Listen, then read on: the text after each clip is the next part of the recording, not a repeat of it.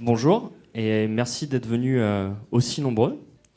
Donc aujourd'hui, on va vous parler de React, c'est écrit en gros ici. Surtout de la version 16, en fait, ça fait assez longtemps qu'elle est présente. Il y a eu des breaking changes au moment de son arrivée, mais ils ont continué en fait à ajouter des fonctionnalités au fur et à mesure. Donc on va vous présenter un petit peu celles qu'on trouve le plus intéressantes. Mais on va d'abord commencer par se présenter. Donc moi, c'est Yvonique Frein, je suis Open Source Advocate chez Zenica, et puis vous pouvez retrouver mes projets et mes différentes communications sur GitHub et Twitter. Bonjour à tous. Donc moi je m'appelle Benjamin Cavy. Dans la vie je fais du dev à la Maïf. On recrute si ça vous intéresse. N'hésitez pas à venir nous voir, il reste encore un peu de temps. Et je vous ai mis mon Twitter où je parle surtout de JavaScript. Alors, on présente rarement des features sans une bonne appli de démo. Précédemment, dans un talk, on avait fait une appli pour gérer ses gifs. Puis là, on s'est dit, qu'est-ce qui est encore plus cool que des gifs sur Internet? Les chats. Évidemment. Donc dans cette appli, ce que vous pouvez faire, c'est que vous pouvez ajouter des chats au travers de l'URL d'une image. On s'est branché aussi sur une API qui s'appelle The Cat API, je crois, C'est ça. et qui vous permet de récupérer tout plein d'images de chats, de gifs, tout ce que vous voulez. C'est trié par catégorie ou par type d'image. Voilà. Et après, dernière feature, c'est que vous pouvez trier les chats par votre ordre de préférence. Trop bien. Voilà. Donc l'idée, c'est que cette appli, on l'a codée un petit peu en mode React pre-16, avec des patterns assez classiques. On a du React avec du Redux pour gérer l'état applicatif. Et nous, on va venir refactorer cette appli avec les nouvelles fonctionnalités et vous montrer comment voilà, on les met en place. Donc comment est-ce que va se dérouler la présentation? En fait, pour chaque fonctionnalité qu'on va vous montrer, on va d'abord dérouler quelques slides pour faire un peu de théorie sur le sujet. Et après, on va vous montrer la mise en application du concept sur un bout de l'application. En fait, on va refactorer à chaque fois un bout de l'application. Donc ça va être, en fait, on va volontairement y aller doucement en répétant plusieurs fois les mêmes choses et voilà, pour que ce soit clair et simple. Donc on va commencer par les fragments. Alors, en fait, ce qu'il faut savoir, c'est qu'un composant React, ça peut rendre au top level qu'un seul truc, donc qu'un seul enfant. Donc, avant, quand vous vouliez rendre plusieurs enfants dans votre composant React, genre je dis n'importe quoi, une div et un button côte à côte, par exemple, vous aviez plusieurs solutions. Vous pouviez soit tout wrapper dans un composant. Bon, moi, j'avoue, j'ai wrappé mes composants dans des centaines de divs juste pour ça. Mais du coup, le problème de ça, c'est que ça vous pourrit un peu votre DOM, en fait, parce que vous rajoutez des divs qui en fait donne l'échelle de votre composant. Il faut un peu fuiter les détails d'implémentation de votre truc, donc le fait que ce soit découpé en composants et tout, vers le DOM. Donc ça, c'était pas top. Il y avait une autre syntaxe où en fait vous pouviez retourner un tableau dans votre composant, donc un tableau au sens JavaScript, mais là vous vous retrouvez à devoir mettre des virgules entre vos composants JSX et tout. Enfin, la syntaxe c'était pas hyper top. Et maintenant, la dernière solution qui est sortie pour gérer ça, ça s'appelle des fragments. Donc c'est un truc qui a été rajouté récemment dans React. Alors il y a plusieurs syntaxes. Là sur cette slide-là, je vous ai mis la syntaxe simplifiée, où en fait c'est juste des chevrons vides. Donc vous wrappez tout ce que vous voulez rendre dans ces chevrons vides, et ce qui est cool, c'est que ça ne va pas vous générer de nœuds supplémentaires dans le DOM. Alors, on passe à une petite démo. Donc, on Donc, va vous montrer la version non raccourcie aussi. Donc en fait, Fragment, c'est un composant fourni par React. Donc vous la retrouvez dans son namespace. Et donc là, Benjamin, il va remplacer cette vilaine div. Là, vous voyez, on a un bouton et une div qui sont côte à côte. Et donc du coup, on peut, depuis React, utiliser Fragment pour remplacer cette div et du coup nettoyer un petit peu notre DOM. Tout à fait.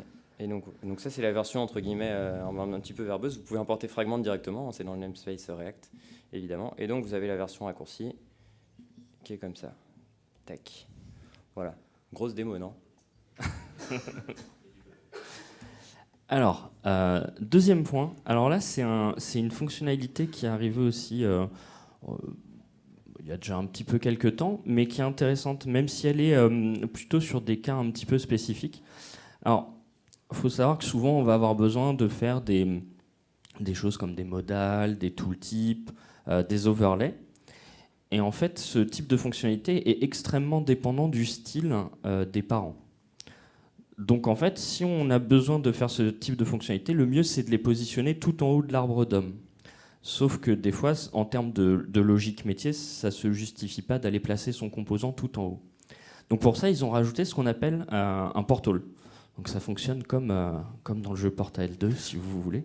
Vous créez un portail et vous allez créer un nœud DOM grâce aux API natives tout en haut. et React va se charger de venir rendre une branche de l'arbre React à l'intérieur de ce nœud, sans pour autant que ça impacte le fonctionnement de React d'une quelconque manière que ce soit. Bon, ça va être un peu la chaise musicale cette présentation, parce qu'on code à tour de rôle, mais ça va être sympa, vous allez voir. Donc là, on est dans un composant qui s'appelle add_cat. Donc en fait, c'est le composant, je ne sais pas si vous vous rappelez la démo, il y a un petit bouton add_cat en haut à droite, donc c'est ce composant-là. Et quand on clique sur le bouton, on affiche un overlay qui grise le reste de l'appli avec un champ de saisie au milieu. Et en fait, le problème, c'est qu'actuellement, cet overlay, il est rendu dans notre composant. Et ce qui nous expose au problème dont parlait Yvonique, c'est-à-dire que si demain, il y a un composant parent qui met un position relative, en fait, comme notre div est en position absolute, peut-être que notre overlay il va se retrouver tout petit ou il va plus s'afficher du tout. Enfin, on est vachement dépendant du style des parents. Donc effectivement, la solution de ce problème-là, c'est de positionner notre overlay à la racine de notre document pour être sûr qu'on n'ait aucun composant parent et que finalement, ça fonctionne toujours. Donc là, ce qu'Yvonique est en train de faire, c'est qu'il est en train d'instancier le nœud, donc avec les API DOM du navigateur. On rajoute un petit handler dessus. Et en fait, ce qui est important, c'est qu'on l'ajoute au body. Là, vous voyez, il y a le document de body pour un punchline. Donc on rajoute vraiment, cette div qu'on vient de créer, on l'ajoute vraiment au body de notre document. Et par contre, notre champ de saisie, lui, on le laisse en fait dans notre application React. On veut qu'il soit quand même dans l'arbre React. Et donc on va le laisser dans notre rendu normal, mais React, grâce à React Portal, on va pouvoir le rendre comme enfant de ce nœud qui est créé à la racine de notre document, donc dans le body, tout en le laissant manager par un composant qui en réalité est situé beaucoup plus bas dans l'arbre. Donc ça c'est assez cool quand on a des overlays ou des choses comme ça à faire. C'est vraiment le bon use case pour ce genre de choses. Il y a juste un petit souci avec les portals dont on ne vous a pas encore parlé. C'est qu'en fait, les événements passent à travers le portail. C'est classe de dire ça. Et, sauf qu'en fait, on ne peut pas les en empêcher. C'est-à-dire qu'en temps normal, ce que vous feriez, c'est vous capteriez l'événement de votre champ de texte avec un stop propagation pour pas que quand vous cliquez dans le champ de texte, l'overlay pense qu'on lui avait cliqué dessus et se ferme. Sauf que ça, on ne peut pas le faire. Il y a une issue qui est ouverte chez React, donc je ne sais pas trop de quoi est-ce qu'ils discutent. Mais en tout cas, nous, dans notre application, on a un petit hack un peu sale. On dit que si la source de l'événement c'est l'input et qu'on n'a pas appuyé sur entrée, on ignore en fait le toggle de l'overlay.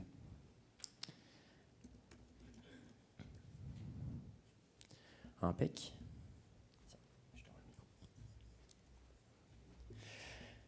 On va continuer, du coup je vais vous parler d'une autre fonctionnalité qui s'appelle Lazy. Alors vous avez peut-être été voir hier soir, il y avait un talk qui était vraiment sympa sur React Suspense.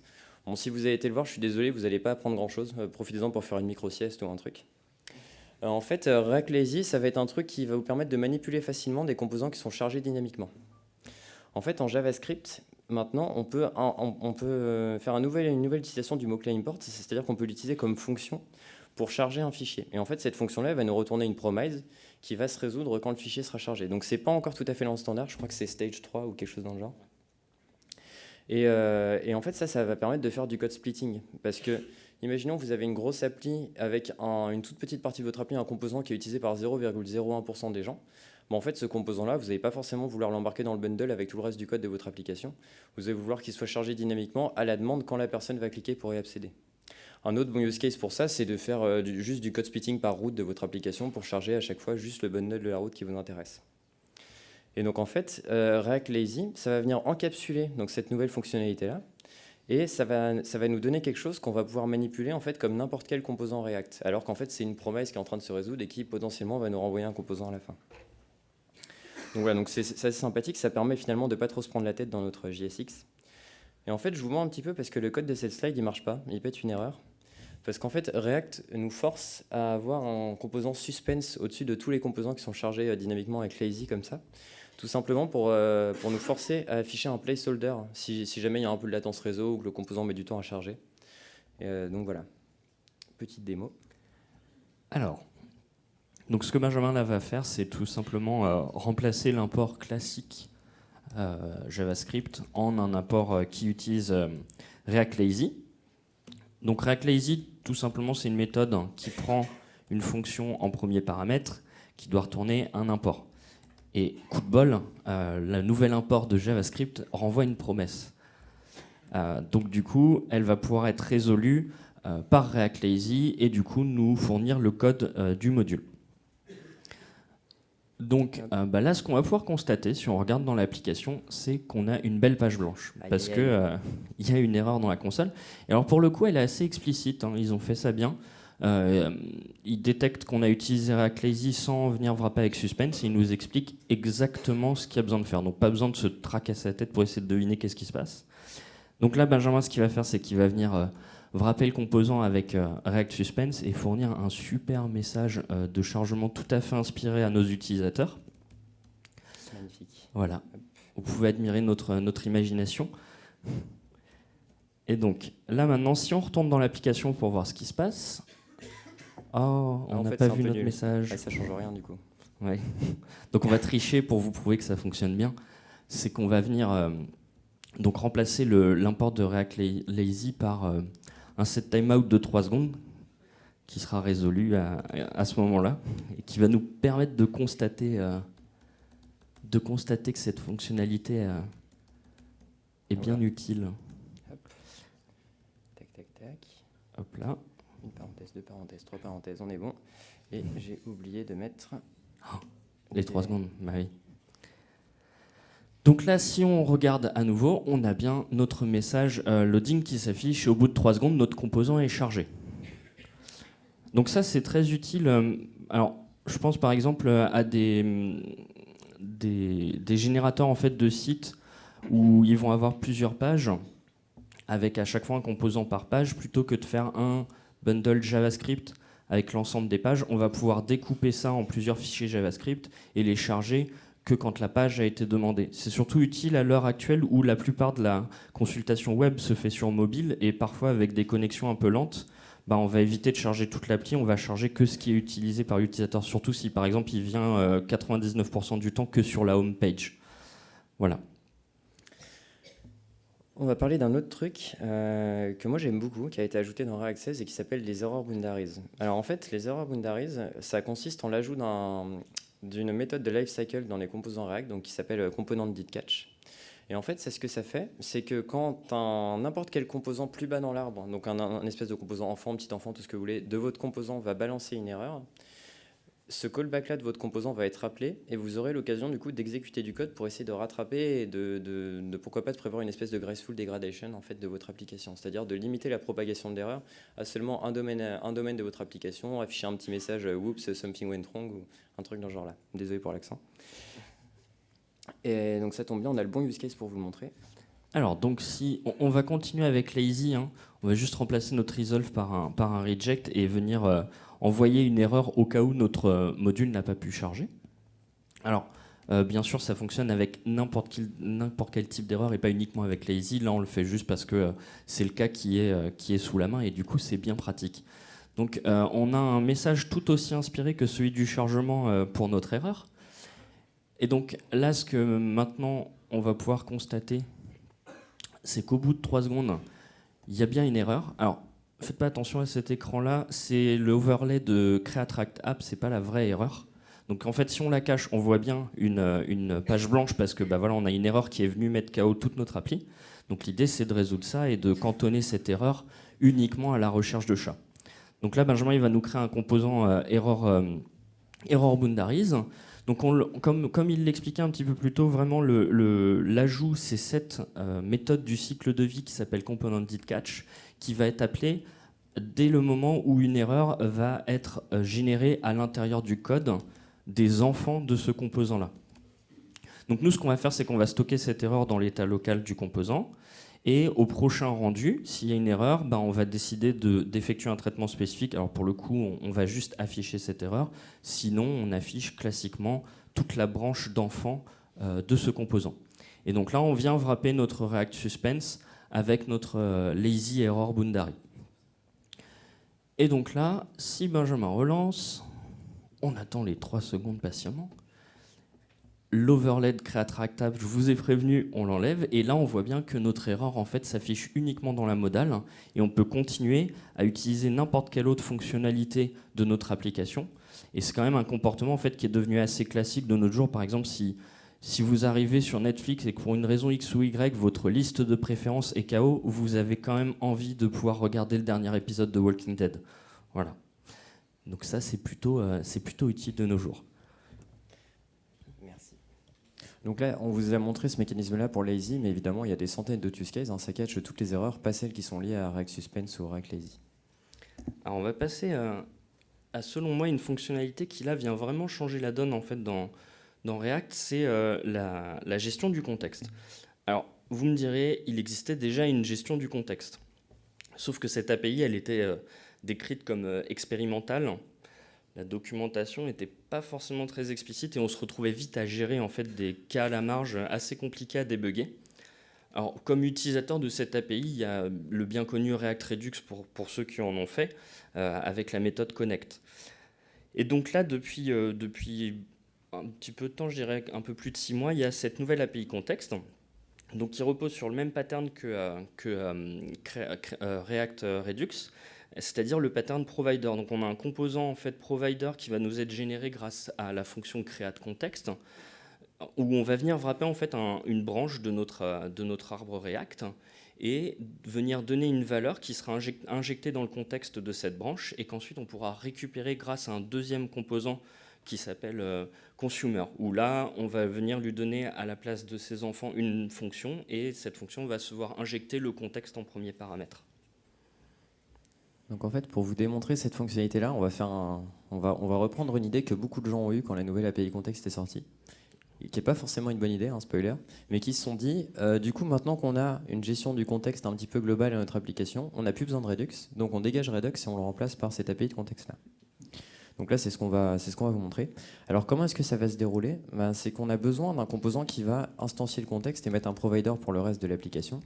Donc ce composant-là, bon, c'est assez vite choisi, hein, ça va être le composant app.js qui est rendu à la racine de notre application. Et on va avoir besoin d'un endroit où stocker le contexte et surtout stocker les méthodes qui vont faire évoluer notre contexte. Parce que nous, dans le cas de l'appli, le contexte, c'est juste un tableau de chat, là, le cat qui est tout en haut. Mais le gros morceau, c'est vraiment toutes les méthodes qui le font évoluer, qui étaient avant codées dans notre reducer.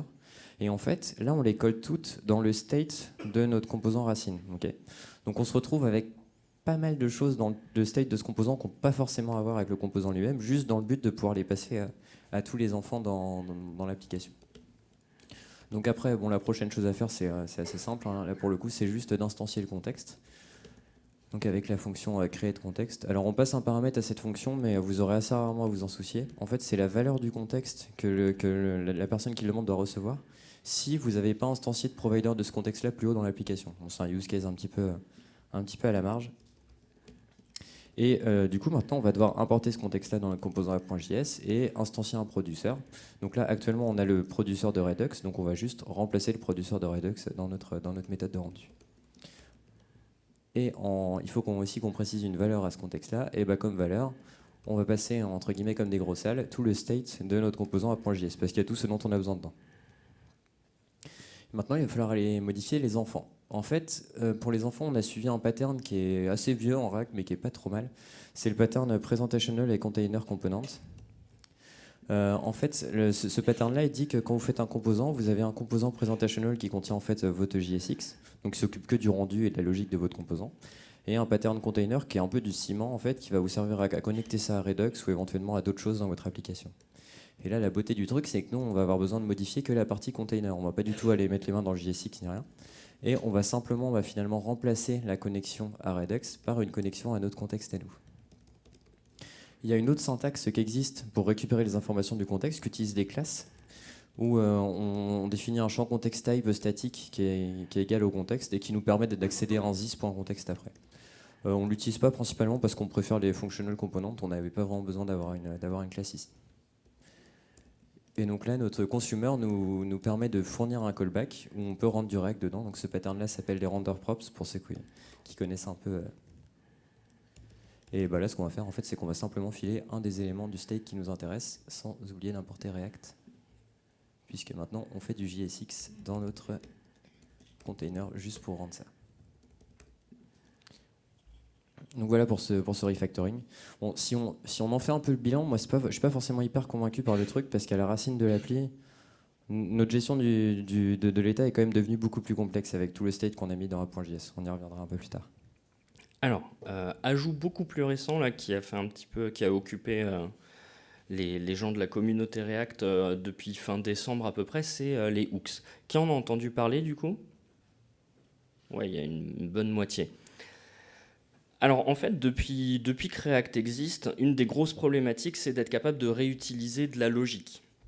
au sein de ces composants. Donc c'est pour ça qu'il y a pas mal de patterns assez connus. Alors au début, il y a eu les mix-in, plus récemment, il y a eu les HOC, les render props, et chacun fait une petite guerre de chapelle, c'est quoi le mieux, c'est quoi le moins bien, et pourquoi. Du coup, l'équipe de React a pas mal écouté cet écosystème, regardé qu'est-ce qui était présent, et ont enfin proposé en fait leur solution au fait de pouvoir réutiliser de la logique au travers de plusieurs composants.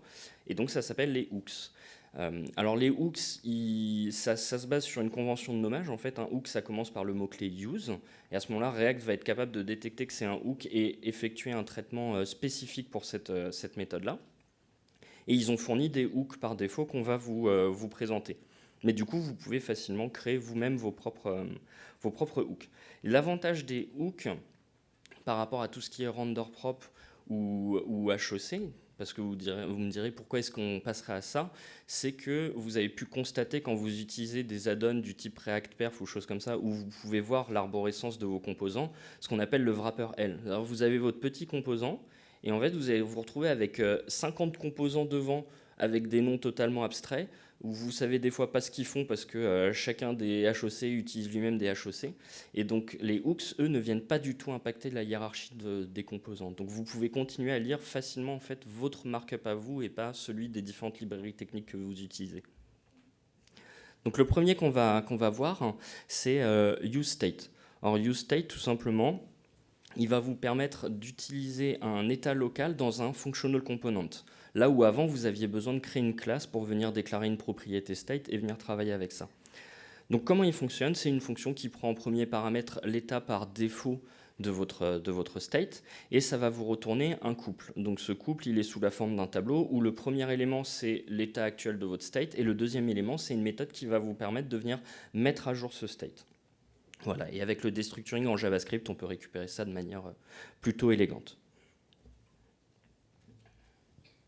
Donc pour illustrer cette fonctionnalité-là, en fait, on va refactorer un composant donc, qui était défini sous forme de classe parce qu'on avait besoin qu'il ait du state, mais justement qui était défini en classe uniquement parce qu'on avait besoin qu'il ait du state. Donc maintenant, avec ce hook useState, en fait, on peut transformer facilement en functional component des composants qui ont juste un état. Donc là, ça c'est le bouton de recherche de chat. Tout à l'heure, on a modifié le bouton d'ajout de chat, là c'est celui de recherche. Et en fait, le seul state qu'on a besoin d'avoir, c'est display qui indique si le formulaire de recherche est ouvert ou fermé. Ouais, c'était juste pour ce state-là en fait qu'on avait refactoré le truc en classe. Alors un truc à savoir sur les hooks, c'est qu'il y a un certain nombre de règles sur leur sur leur utilisation. Il ne faut pas les appeler dans des boucles, il ne faut pas les appeler dans des if parce qu'ils doivent toujours être appelés dans le même ordre au sein d'une classe, etc. Enfin, il y a un certain nombre de règles et il y a un très bon plugin ESLint qui vous aide à les appliquer, qui est toujours en bêta, donc vous devez peut-être l'installer explicitement. Il n'est pas forcément présent de base dans des outils comme Create React App. Et si vous vous demandez d'où viennent ces règles, la doc des hooks pour le coup est très explicite là-dessus. Donc là, Evonik a utilisé son setState, a récupéré l'état, et il va faire ce que toute personne qui s'apprête à transformer une classe en functional component fait, c'est-à-dire qu'il cherche tous les isPoints et il les traite de manière intelligente. Donc là, en l'occurrence, il les a tous virés. Et donc en gros, ça va être de remplacer les is.state.machin juste par le machin, et les setState par justement la deuxième méthode qui nous a été renvoyée par le useState, qui va être la méthode de mise à jour du statut.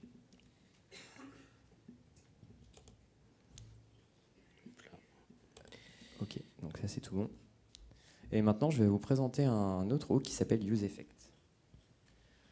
Alors, ce hook-là, pour le coup, il change vraiment pas mal de choses dans la façon de penser, de la manière dont on conçoit ces composants. Parce qu'en fait, actuellement, pour peu que vous ayez un composant qui se repose pas mal sur les méthodes de cycle de vie, l'exemple qui est donné ici, c'est par exemple un composant qui affiche les informations d'un utilisateur. En fait, vous allez avoir besoin d'implémenter plusieurs méthodes de cycle de vie. Au component didMount, donc vous allez prendre l'ID de l'utilisateur en paramètre, vous allez avoir besoin d'aller appeler une API qui va vous fournir les infos de l'utilisateur pour les avoir. Et après, si jamais l'ID change, vous allez devoir implémenter un component de didUpdate pour dire attention, là l'ID a changé, donc je dois refaire un appel pour récupérer les données de l'utilisateur. Et il peut aussi y avoir des interactions dans votre composant qui font que vous avez besoin de refaire cet appel, etc. Et en fait, ça, finalement, ça vous force à avoir une logique assez impérative quand vous construisez votre composant, c'est-à-dire de dire quand tu montes, tu fais ça, quand tu t'updates, tu fais ça, etc.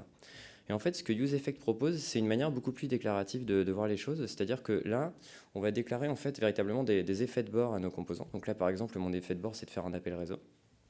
Et donc, cet effet de bord-là, il est encapsulé dans le premier argument de useEffect. Donc c'est un callback qu'il faut lui fournir. Et en fait, par défaut, ce callback-là, il va être appelé à chaque render. Donc ça, c'est pas fou. J'ai pas forcément envie de faire un appel de mon API à chaque render, d'autant plus que que je modifie le state dedans. Donc ça va provoquer un autre rendu. Enfin, vous voyez assez bien sur quoi ça va aboutir. Et donc pour régler ce souci-là, il y a un deuxième paramètre où on donne les dépendances de notre effet de bord en fait. Et du coup, ce que va faire UseEffect, c'est qu'il va réexécuter l'effet de bord que si une des dépendances qui est dans le tableau change. Donc là, la seule dépendance que j'ai, c'est l'ID de mon utilisateur. Et donc, quand le composant parent va changer l'ID de mon utilisateur, UseEffect va être exécuté pour aller chercher les infos du nouvel utilisateur. Le reste du temps, mon effet de bord ne sera pas exécuté parce qu'on a les bonnes données. Donc voilà, donc c'est vraiment très déclaratif. On déclare des effets de bord plutôt que d'implémenter des méthodes de cycle de vie.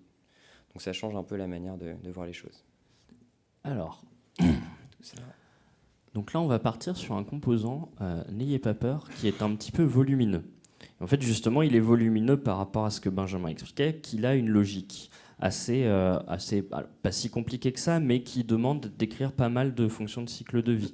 Donc c'est le composant que vous avez pu voir, qui est la recherche des chats, où en fait on peut scroller pour augmenter le nombre de chats affichés, on peut venir sélectionner une catégorie, on peut venir sélectionner une image, et en fait à chaque fois qu'on fait ces interactions-là, il va falloir aller rechercher la liste de chats.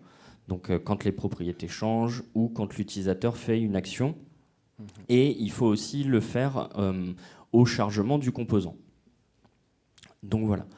Donc l'idée, ça va être de passer tout ça en un composant fonctionnel et d'utiliser les hooks qu'on vous a présentés juste précédemment. Donc Benjamin repart de zéro parce que vous allez voir, c'est presque aussi rapide, même plus rapide, je dirais en fait. Ça discute.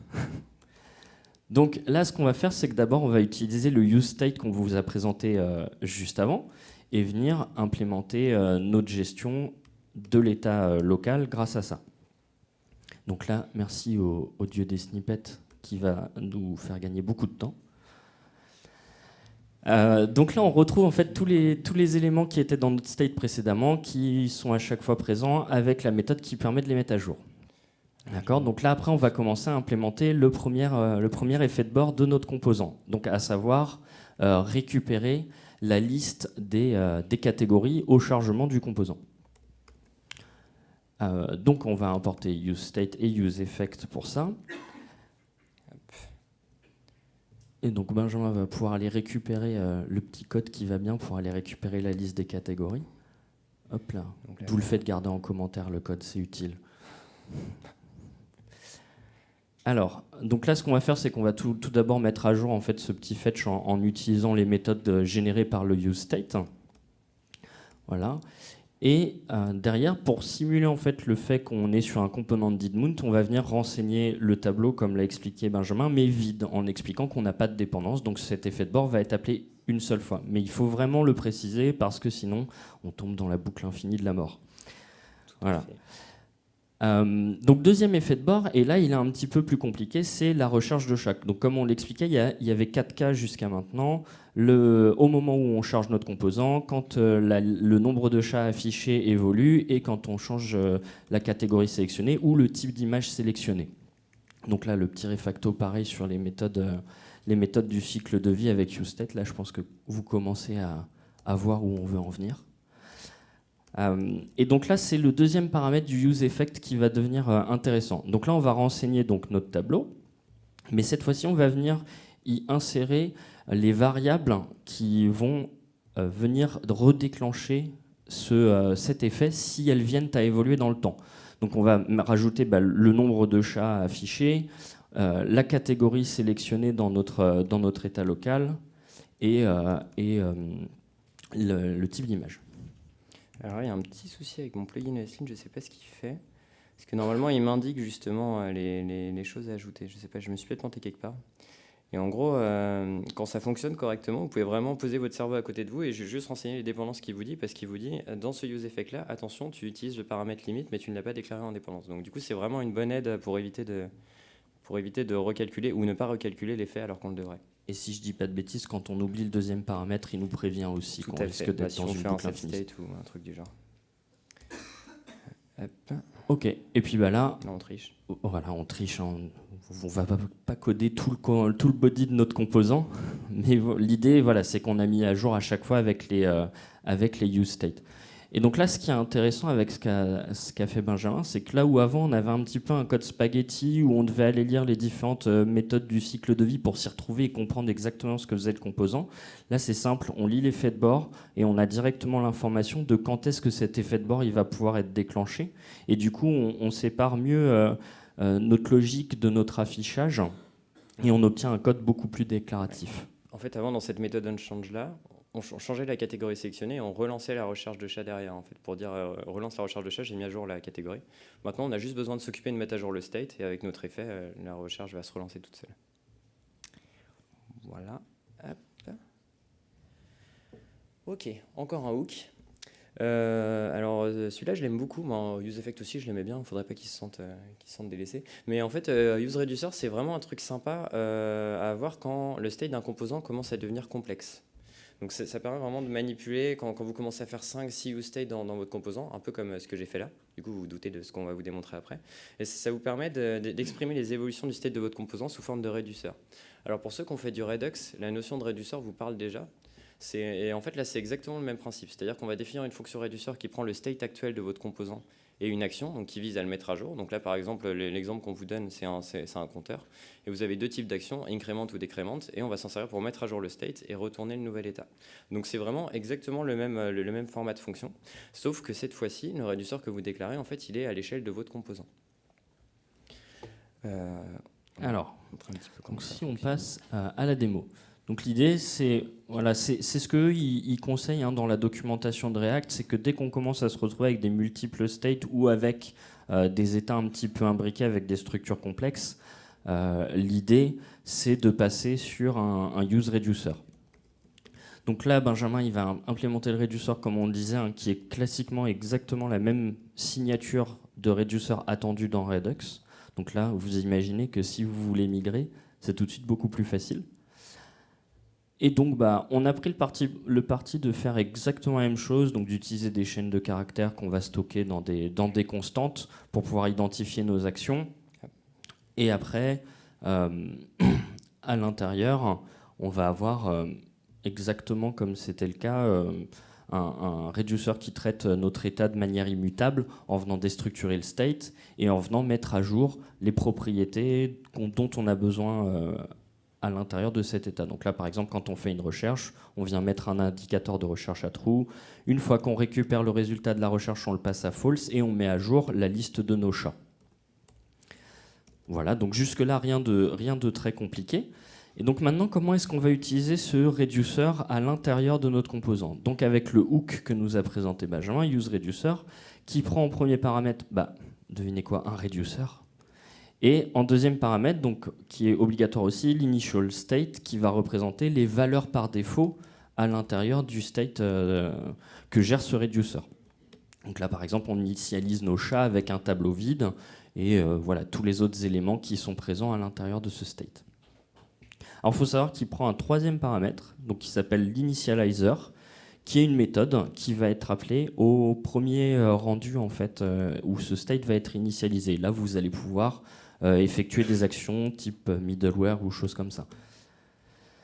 Donc comment ça marche? Comme le useState, ça nous retourne un couple, donc sous la forme d'un tableau, avec l'état actuel, et là, la méthode dispatch, qui pour ceux qui ont fait du Redux, c'est tout à fait classique. Donc vous n'êtes pas perdu normalement. Donc c'est la méthode qui permet justement de dispatcher les actions, enfin d'envoyer à notre réducteur des actions de mise à jour.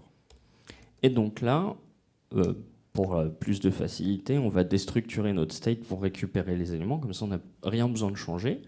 Et on va venir juste transformer les méthodes qui permettaient de mettre à jour le state qu'on utilisait précédemment par des dispatchs. Donc là, on est parti sur le même pattern que dans Redux, avec des objets, avec un type d'action et éventuellement des valeurs pour venir impacter ce state. Donc là, voilà, quand on fait un search, ça vient mettre à jour l'indicateur de chargement. Et ensuite, si plus bas, on dispatche une action du type set4, ça vient enlever cet indicateur de chargement et mettre à jour les chats avec la valeur que nous a renvoyée l'API. Donc voilà. Bon, pareil, on vous épargne le body avec un joli snippet. Ouais. En fait, c'est assez simple. Le refactoring, pour le coup, c'est juste que c'est long. On a juste... je me suis trompé de snippet. Ça, c'est... Mince. Ça, c'est ce qui arrive quand on triche. Donc là, voilà. En fait, là, on a juste remplacé tous les sets de notre state, donc qui n'ont plus de raison d'exister, par des dispatchs d'actions avec le payload qui va bien. Alors, dernier reducer. Donc tout à l'heure, oui, dernier hook, oh là là. Je vais même te passer ce micro. C'est le use context. En fait, tout à l'heure, quand on vous a présenté le contexte, ce qui est un peu dommage, c'est que la syntaxe, elle est un petit peu verbeuse, en fait, avec soit passer par une classe avec la propriété statique context type, ou d'utiliser le consumer et avec cette méthode à l'intérieur pour récupérer les éléments, c'est pas forcément idéal. Donc l'idée, c'est qu'ils ont fourni un hook pour faire la même chose. Donc en fait, vous allez voir, ce hook-là, ça apporte pas forcément grand-chose en fait, mais il y a plein de petits hooks comme ça, comme le use state, le use context, qui vont pas forcément révolutionner la manière dont vous écrivez du React, mais qui permettent, mine de rien, de transformer des classes en functional components et d'éviter d'avoir une surcharge de higher order component ou de choses comme ça dans votre ARM. Et un autre truc sympa à faire avec les hooks, et justement en parlant du contexte, c'est on vous a montré le use reducer juste avant. Si vous voulez vraiment vous débarrasser de React, mais quand même garder la manière de penser que vous avez, de React, qu'est-ce que je dis, à une conférence sur React. En fait, si vous voulez passer à Vue.js, c'est très simple. Non, je plaisante. Donc, si vous voulez vraiment vous débarrasser de Redux, et vous pouvez très bien le faire en utilisant le contexte, mais si vous voulez conserver cette logique de reducer, vous pouvez utiliser le hook use reducer que je vous ai montré avant, en fait, mais tout simplement vous l'utilisez à l'échelle de votre application. Vous le définissez dans le Hub.js comme on l'a fait tout à l'heure, et après, grossièrement, vous n'avez plus qu'à copier-coller votre reducer. Nous, on en a qu'un, donc c'est facile, dedans. Un petit dernier point sur le contexte qu'il faut savoir, c'est que jusqu'en décembre, l'équipe de React Redux estimait que c'était pas encore assez mûr en termes de performance. Mais là, depuis, ils ont sorti une version 6 où ils reposent sur la nouvelle API contexte. Donc du coup, c'est plutôt safe d'y passer, quoi. C'est ici. Ah non. Ah, je suis perdu. Alors, on vous a pas parlé de tout, donc on va faire un petit passage rapide là sur des éléments où ça peut être intéressant de garder un œil dessus. Ils sont pas forcément tous mûrs pour pouvoir les utiliser. Ou ils sont déjà implémentés, mais c'est des cas qui sont quand même assez spécifiques et pas forcément recommandés. Je pense par exemple au forward ref, où en fait l'idée, pour ceux qui connaissent, on peut définir une référence sur un composant, et en fait ça va permettre de prendre la main sur le nœud DOM qui va être produit par ce composant et d'effectuer des actions. Et donc l'idée derrière forward ref, c'est que jusqu'à maintenant on ne pouvait utiliser une référence que dans le composant concerné. Et là, vous allez pouvoir donner aux enfants de ce composant une référence sur celui-ci. Donc, c'est-à-dire que les enfants d'un composant pourront potentiellement impacter leurs parents, ce qui n'est pas forcément recommandé. Un autre élément, c'est qu'il y a pas mal de méthodes du cycle de vie qui ont été dépréciées. Ça fait déjà un certain temps, elles sont préfixées par unsafe. Et elles ont été remplacées pour certaines, et pour d'autres non, parce qu'ils estiment que c'est pas forcément une bonne pratique de les utiliser. On a le get derived state from props qui vient remplacer le component will receive props et qui va vous permettre de venir impacter le state local de votre composant au moment où il y a un changement de props. Voilà. Et contrairement à ce que le nom de ce hook peut vous laisser penser, initialiser votre state à partir des props que vous recevez, dans la grande majorité des cas, c'est une très mauvaise idée. Donc c'est vraiment pour des cas spécifiques, quoi. Un autre élément où on commence à en parler, il va y avoir une conférence, la prochaine grosse conférence React, il y aura un sujet sur React Cache. Alors c'est vraiment à prendre avec des pincettes, ça vous permet en fait de venir faire des appels asynchrones, donc directement avec une API de React, et de l'écrire de manière synchrone, avec en plus, comme vous vous en doutez avec le nom, venir rajouter une couche de cache pour avoir des optimisations de performance. Alors sauf que quand on lit ce qui est écrit, il y a marqué pour l'instant c'est juste un usage interne, c'est expérimental et il y a écrit en gros l'API va changer. Et en fait si on regarde, il y a quelques issues à ce sujet. Il y a Dan Abramov qui par exemple a répondu à quelqu'un que personne n'est censé utiliser cette API pour l'instant, donc c'est vraiment à vos risques et périls, et que le nom va sûrement changer tout comme l'API, donc à éviter. Et encore une fois, si vous voulez en savoir plus là-dessus, le talk d'hier sur React Suspense en parlait vraiment bien. Il y a deux autres choses qui sont apparues et dont on aimerait quand même vous toucher deux mots. Alors la première, c'est UseMemo qui permet de faire de la mémorisation. Donc la mémorisation en JavaScript, c'est de mémoriser le résultat d'un calcul, d'une fonction ou d'un objet pour pouvoir le réutiliser plus tard. Et en fait, UseMemo, Ça, c'est utile quand vous faites des functional components, puisque quand vous faisiez des composants avec les classes, je ne sais pas si vous connaissiez les pures componentes, mais en fait, ça sert à éviter que votre méthode render soit rappelée si jamais votre composant reçoit 2 fois de suite les mêmes props. Bon, en fait, ça, en gros, ça vous permet de faire ça pour les functional components. Et ça peut aussi être utilisé dans d'autres use cases un peu plus à la marge. Et une autre chose qui est sortie, c'est le use callback. Parce que du coup, maintenant, quand on fait des functional components, en gros, c'est comme si on était dans la méthode render, finalement, dans le body de notre functional component. Et quand vous définissez des arrow functions là-dedans, et ben en fait, entre 2 rendus successifs de votre composant, l'arrow function ne sera jamais égale à elle-même. Donc en fait, ça veut dire que si vous avez un composant enfant auquel vous passez cette fonction-là comme un callback, bah, finalement, il va passer son temps à se rendre, alors que potentiellement, vous n'avez pas changé grand-chose. Et du coup, le use callback permet justement de wrapper ces arrow functions-là. Et après, c'est comme le use effect en fait. Il a une série de dépendances, ce qui dit dans quel cas il peut s'appuyer sur la même valeur qu'avant et dans quel cas il a besoin de recalculer la valeur. Et du coup, ça va vraiment éviter de rendu intempestif de vos composants enfants. Bon, après, c'est des trucs d'optimisation, mais c'est toujours bon à savoir. Alors en conclusion, ce que je trouve intéressant, c'est que l'équipe de React en fait a vraiment su écouter leur écosystème pour proposer des solutions à des problèmes qui sont déjà présents depuis des années. Donc à savoir par exemple les hooks, et surtout de proposer une solution qui vient enlever les effets négatifs où en fait la communauté ne pouvait rien y faire en soi. Ils essayaient de tricher un petit peu avec le système pour avoir des fonctionnalités supplémentaires. Il y a aussi un point négatif qui était pas mal reproché à React, hein, c'est le fait que eux se targetent d'optimiser vraiment uniquement la partie rendu pur. Et du coup, il disait un petit peu débrouillez-vous pour le reste, la gestion de votre état applicatif, etc. Et donc, tout de suite, quand on voulait faire du React, il fallait construire sa stack, ça allait nous prendre 2 semaines, il faut choisir chacun des bouts, etc. Là où, par exemple, on partait avec Vue ou avec Angular, on partait quasi clé en main avec des choses supportées par les maintainers. Et en fait, là, en rajoutant cette couche de contexte, il nous propose une alternative pour avoir un état applicatif qui est quand même assez solide. Alors, bien sûr, si l'appli grossit, il va peut-être falloir s'orienter vers des choses un petit peu plus poussées comme du Redux ou même, je sais pas, par exemple du GraphQL pour gérer ça côté serveur. Mais au moins maintenant on peut démarrer avec juste React et commencer à coder une application et pas avoir tout de suite à passer une semaine de bootstrapping.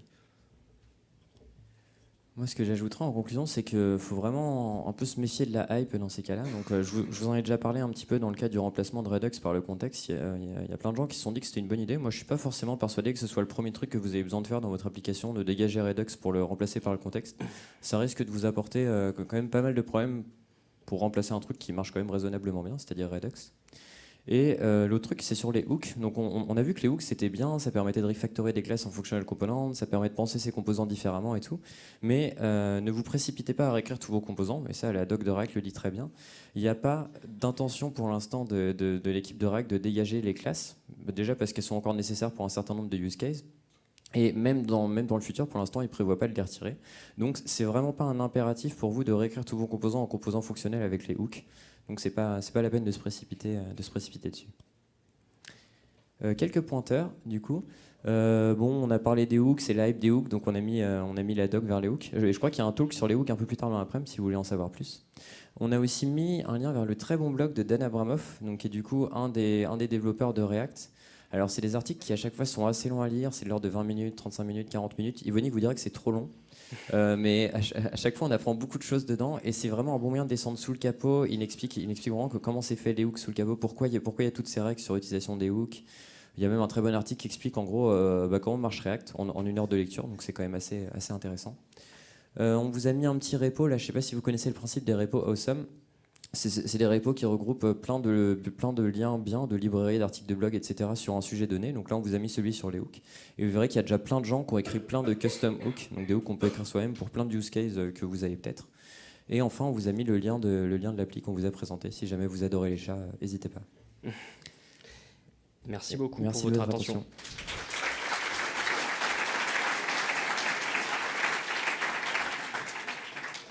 On a 40 secondes de questions, donc c'est un peu short. Super. Merci pour la présentation. Donc j'ai une question en fait. Je ne sais pas si vous avez essayé le React Hooks avec Apollo GraphQL et c'est quoi votre retour si jamais? Je l'ai utilisé personnellement.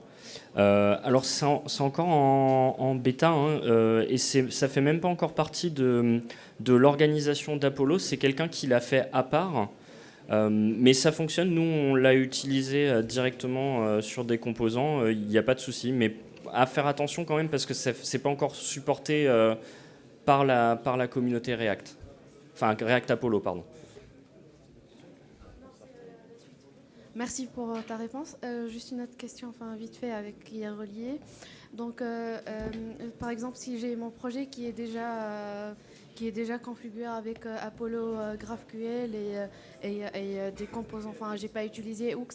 Est-ce que c'est facile de transiter ou En fait, il faut le faire composant par composant. D'accord.